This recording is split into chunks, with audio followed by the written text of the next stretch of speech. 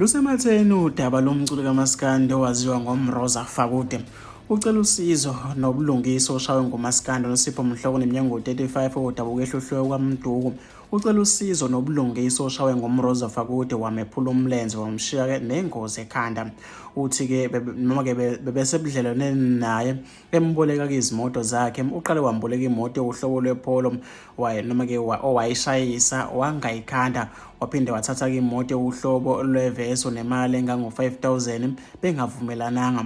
Ubesemfonela-ke noma-ke ubesemfonela ukuthi abuyise imoto yakhe uMroza, wala-ke waphetha wamthuka wamtshela ukuthi unentombi yakhe la ekhona, hhayi yena.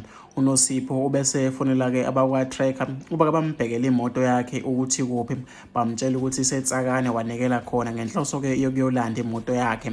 Lapho uMroza afike khona wamethuka wambiza ngesifebe, wamshaya-ke ngensimbi ekhanda.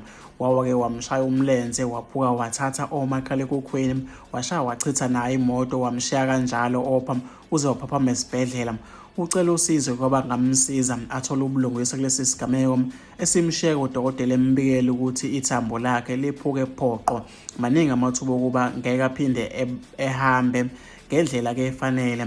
Noma-ke bengamxhumana naye uNosipho Mhlongo enambeni ethi 083 325 5036. uMroza-ke akatholakalanga ocingweni ukuba aphawule ngalolu daba.